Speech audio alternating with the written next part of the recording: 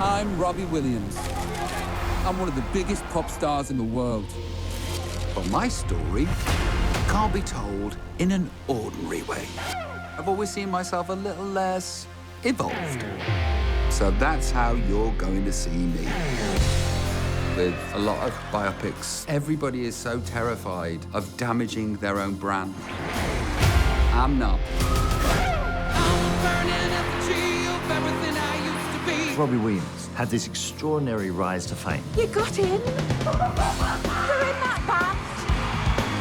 You add nothing to this. Then he basically gets told that his career is over at 21. There's a real excitement that you're watching someone doing the impossible. My whole life has been a tightrope act. No safety harness. Does an angel Could fall off at any moment. contemplate my fate? And a lot of the time, I do. What I've managed to achieve and what I've managed to overcome is the equivalent of stretching an elastic band from here to Mars.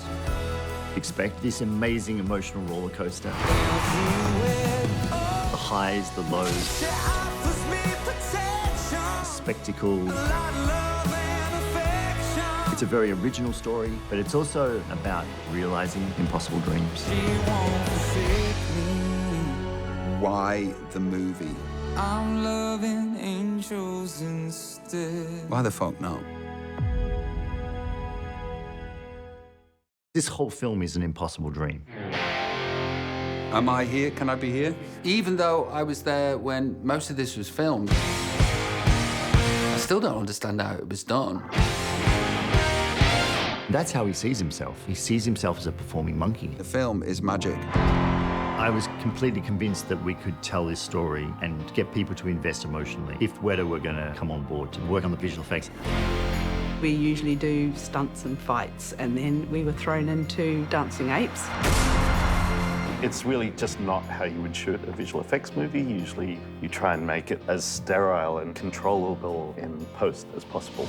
And this was not that.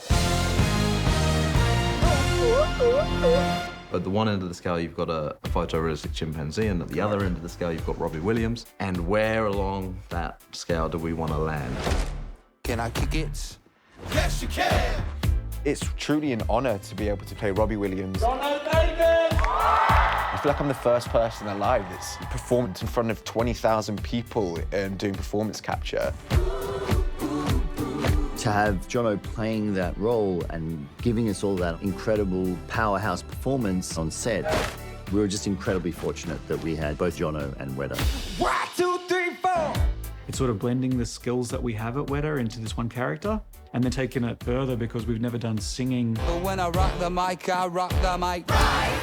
We had to do a lot of motion studies there to sort of work out how you convincingly make all that sound and all that energy and all that breath come out of this CG character. It's not just moving the lips, so much more than that. It's the chest and the breathing and the posture and the strain in the eyes and brows and stuff. All that tells that these songs are emerging out of this character. Weta Digital and all the artists there, I owe so much to. All of those people came together to make this happen. And that's what makes this so special.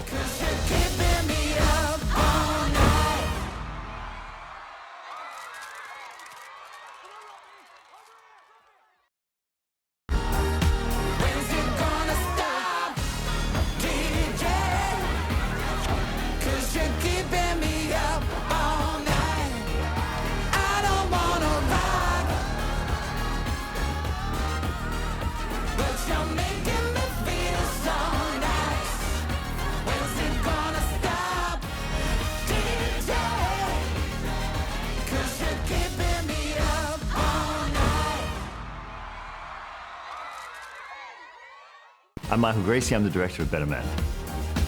Shutting down Regent Street and dancing down Regent Street with 500 people was one of the best moments of my life. It was an incredible thing to shoot. We really got to take this up a notch because it takes you from coming out on the street and nobody knows who they are to, by the end of the musical number, people are chasing them down the street because Take That is now the biggest thing in Europe. We do this costume change where the boys jump through these racks of clothes. As they ride the clothing racks, they hit a gumball machine outside Hamleys. The idea of dancing on top of gumballs is actually something I originally pitched in Chitty Chitty Bang Bang that didn't happen. I pitched it a second time in The Greatest Showman that didn't happen. And this is the third time of me trying to do a musical number of dancing on top of gumballs, and we finally achieved it. We would go down a Regent Street just with an iPhone in the middle of the night, and we'd dance down the street with people yelling at us, "Is that for TikTok?" Another element was the mobility scooters, and the mobility scooters broke down so often during rehearsal that I was terrified we were never going to make it through the night. We had 2 mobility scooter engineers on standby. Entirely worthwhile, but an incredible amount of work. And then this breakdown sequence in the music store, obviously this is highly choreographed. It took, I think like 38 takes because it's all one camera move.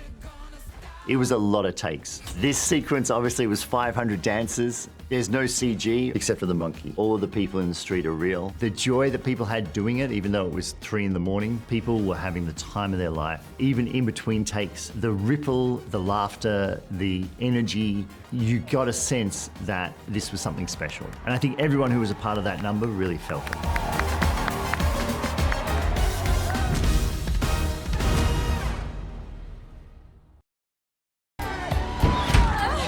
Floor show, kicking with your torso. Boys getting high and the girls even more so. Wave your hands if you're not with a man. Can I kick it?